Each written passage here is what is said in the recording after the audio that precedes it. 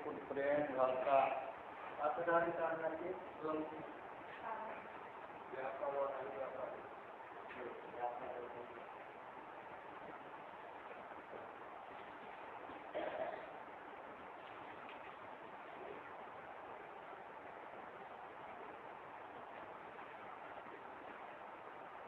कारणापासून उत्पन्न होऊन जे कार्यास उत्पन्न करते त्यास व्यापार म्हणतात. कारणापासून उत्पन्न होऊन जे कार्यास उत्पन्न करते त्यास व्यापार म्हणतात. कारणापासून उत्पन्न होऊन जे कार्यास उत्पन्न करते त्यास व्यापार म्हणतात. कारणापासून उत्पन्न होऊन जे कार्यास उत्पन्न करते त्यास व्यापार म्हणतात. उदाहरणार्थ कपाल घटाची दोन शकले घटाचे कारण आहे आणि दोन कपालाचा संयोग ही घटाला कारण आहे. घटाला कारण काय झालं?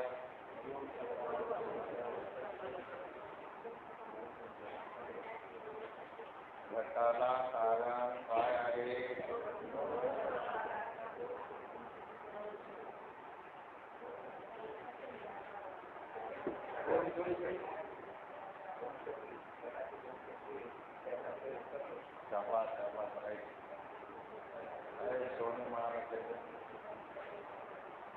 घटाची दोन शकले आणि संयोग. घटाची दोन शकले आणि संयोग घटाला कारण आहे. घटाला कारण काय आहे? मग घटाचं कारण दोन शकले जे कारणापासून उत्पन्न होऊन कार्याला म्हणजे घटाला उत्पन्न केले.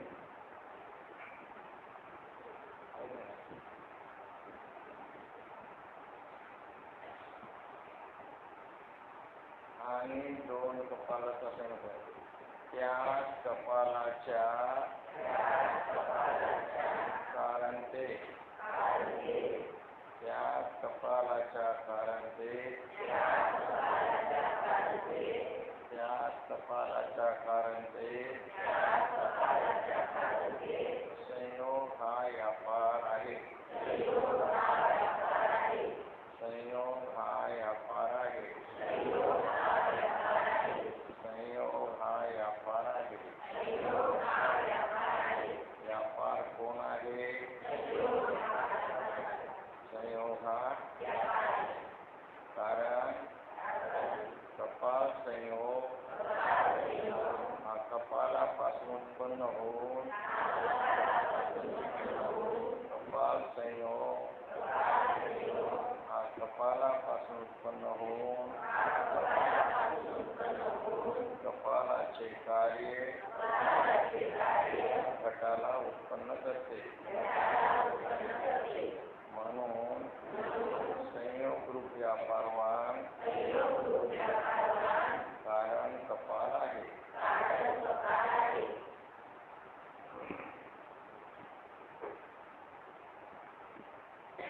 आणि जो कार्याला कशाही द्वारे उत्पन्न करीत नाही, किंतु आपणच आपणास उत्पन्न करते, ते व्यापारहीन कारण मध्ये आहे. ते व्यापारहीन कारण मध्ये आहे. मग कारणामध्ये किती प्रकार झाले? दोन. एक व्यापारवान आहे आणि एक व्यापार रहित आहे. व्यापार ते स्वतःच उत्पन्न होतं, ते कोणाला उत्पन्न करीत नाही, त्याला व्यापारहीन म्हणायचं. व्यापारवान कोणाला म्हणायचं? स्वतः उत्पन्न करतो दुसऱ्याला उत्पन्न करतो. स्वतः उत्पन्न होऊन दुसऱ्याला उत्पन्न करतो, त्याला व्यापारवान म्हणायचं. जे स्वतःच उत्पन्न होतो दुसऱ्याला उत्पन्न करीत नाही, त्याला काय म्हणायचं? व्यापार. मग आता व्यापारहीन कोण आहे आणि व्यापारवान कोण आहे? व्यापारहीन कोण आहे? व्यापारवान कोण आहे?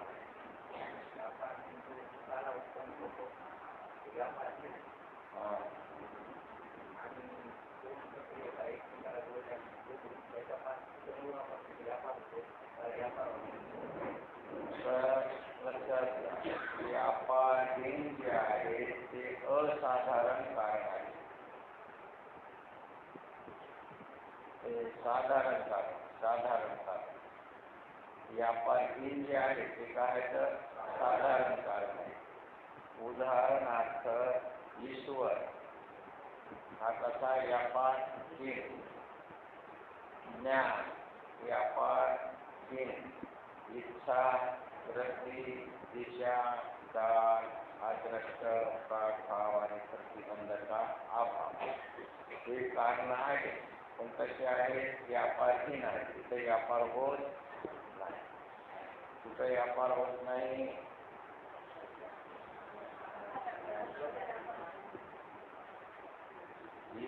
जे 9 सांगितले ना साधारण कारण, जे 9 साधारण कारण सांगितले व्यापारहीन आहे. कसे तर व्यापारहीन. 9 साधारण कारण कसे तर व्यापारहीन. ईश्वर आहे, त्याचं ज्ञान आहे, इच्छा आहे, वृत्ती आहे, दिशा आहे, काळ आहे, आदृष्ट आहे, प्रागभाव आहे, प्रतिबंधका अभाव. हे कसे तर व्यापारहीन. आणि साधारण कारण सोडून बाकी जे आहेत असाधारण कारण ते कसे तर व्यापारवान आहेत. ते कसे तर व्यापारवान.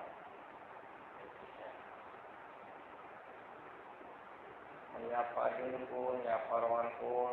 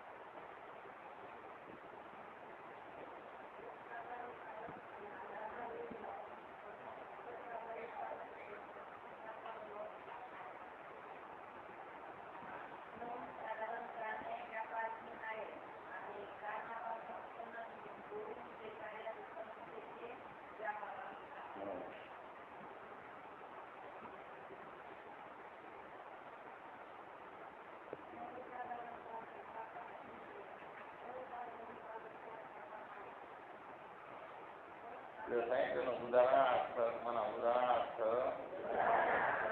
ईश्वरादी जी 9 साधारण कारणे आहेत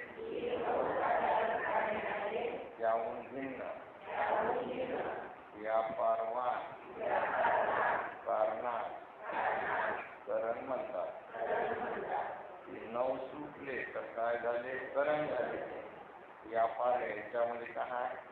व्यापार आहे. आणि 9 मध्ये काय नाही? व्यापार. 9 मध्ये व्यापार नाही, 9 सुटले तर बाकी व्यापार. व्यापार कुठं नाही, कुठं आहे?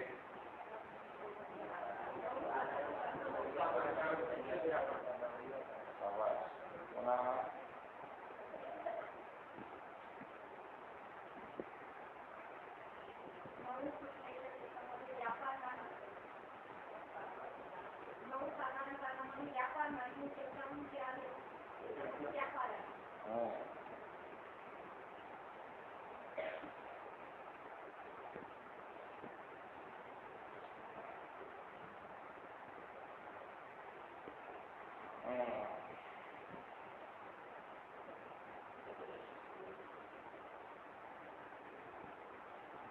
घरून आले का? आलं तर कळलं, नाही तर नाही कळलं. घरून आल्यावर कळते. घरून आलं इथं बसलं निघतं की घरून नाही आलं तर काय कळलं. 9 साधारण कारणे जे सांगितलं ना, तिथं काय नाही व्यापार. त्याच्यामुळे ते 9 सुटले तर बाकी सगळं काय व्यापार. व्यापार आता लक्षात घ्यायचं.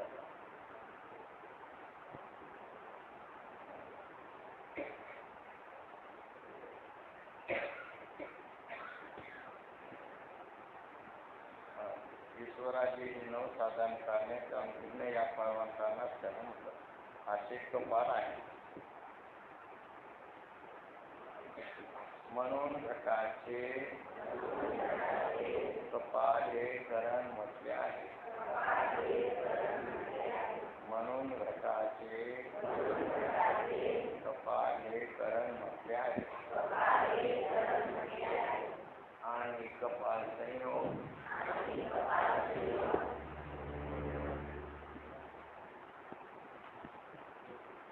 असाधारण कारण तर आहे, परंतु व्यापारवान कारण नाही. म्हणून त्यास करण म्हणू नये. केवळ घटात कारण आहे एवढेच म्हणावे. आता कपाल संयोग जे आहे त्याला असाधारण कारण आहे, परंतु व्यापारवान कारण नाही. ते पण काय नाही, व्यापारवान कारण नाही. संयोग जे आहे ते व्यापारवान काय नाही, कारण नाही. म्हणून ते आज करण म्हणून नाही, केवळ त्याला कारण असं म्हणावं. तर आता त्याच्या पुढे विषय आता प्रत्यक्ष प्रमेयच्या भेदाचे कथन. प्रत्यक्ष प्रमेयच्या भेदाचे कथन. प्रत्यक्ष प्रमेयच्या भेदाचे कथन.